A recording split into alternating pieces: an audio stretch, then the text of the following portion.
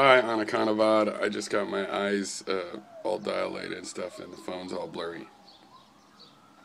I hope it's not recording that way. Anyway, this thing about the eye, and for everybody else to see, it's like I've been through this before with Anaconavad. I said things are systems. We could use the word thing. Let's remember we're talking about systems. There is no true identity, essence. They're systems. That makes words like nets that surround these systems. Most people seem to think words are, you go into the heart of something and you take its little soul star out, and that's the word represents its essence. Its essence. No, it's like a net. And we go in this thing where I like to say, systems are made of systems, and it's systems all the way down, because it's like the old turtles all the way down thing, which is funny. The fact is, we know a lot more about it than this. I saw an interesting thing by, I think his name is Ronald Susskind. Susskind is his last name. He's a physicist at Stanford. And he talked about the interaction of quantum mechanics and reductionism. That in a way quantum mechanics answers some deep questions about reductionism, or can provide metaphors. I mean, there is an answer there. Maybe in other parts of the universe it works differently, like in logic or something. But in material reductionism, we get down to the point where everything is behaving as a system, but these atoms that you might call atoms, they could transform into other atoms. All these particles are energy systems, and they could transfer into the other particles. They're transmutable. And so at the bottom, it's not so much the bottom we know of now. It looks like, oh, we finally got quarks, they're atoms. You can't get smaller, but they do change and decay into other things. So they're made of something that could be something else.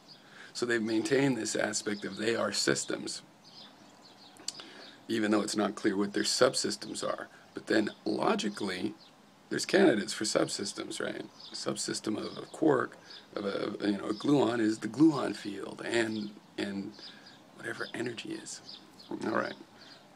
Now, another thing is that these rhetorical issues about how the language sounds are not that important. I mean, the issue is saying what we've thought of as things, we should think of as systems, and that we basically already do. We don't use the language of it. Saying that, system is still just a theory, a model for these phenomena. Just like thing is, and it's incomplete, just like the model, just like thing is a model, right? So they're just alike in that respect, but where they're different is that modeling things as systems is a lot more apt. Systems analysis works all the way down to the quantum level. It works in the quantum level, it works in the macroscopic level, it works in general. Everything is a system. Like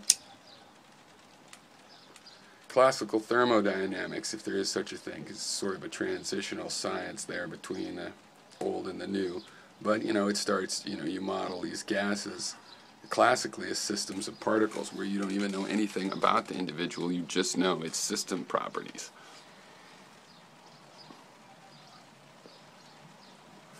So that's the main thing. It's just like, I'm just saying, everything, this model system that we've gotten, everything behaves more like that. And there's some important ramifications. Okay, it means that instead of thinking about things as billiard balls, superstable systems, probably be better off thinking is everything more like rivers, where the identity is an interesting concept. It's really cyclic. The fact that the river staying alive is not that the water's ever the same over time. It's that the cycle is alive. The cycle's still happening.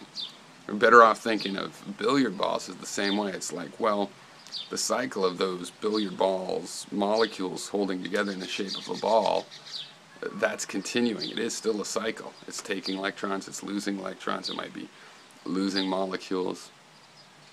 But as long as it seems to continue overall as a system, which can be, characterized statistically and numerically, quantitatively. Because I see all kinds of mistakes, I think, there's various aspects to the modern mystics' mistakes, but to me, a lot of them come back to this thing, this essence of being, this error of being, believing in being, and saying, something similar to you, that like, well, I feel there has to be an I there, and I know from logic that there is no I there, so I know that's an illusion, so it doesn't exist. Right? I think that leads to that, because it's true that there can't be these essential units. Like, think about this. The Earth, supposedly, we say, goes around the sun. It doesn't. It goes around the center of mass of the solar system.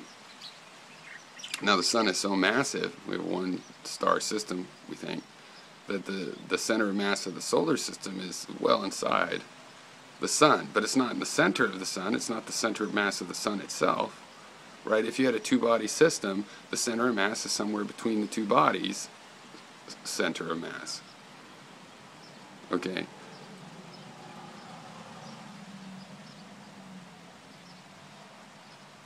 See, what I'm getting at is that the solar system is not the sun with things going around it. It's all the things going around each other. Everything is a system. Okay? When you try to find this root, all you find is maybe something statistically where, well, we don't go literally around the center of the sun, or the sun, we go around the center of mass that happens to be in the sun. If it's so close to the center of the sun that it's still in the sun, you might just, let's save ourselves some words. But strictly speaking, it's a system. And the system reality is always this way. There is no root. There's a dynamic between aspects of the system. Okay, cheers.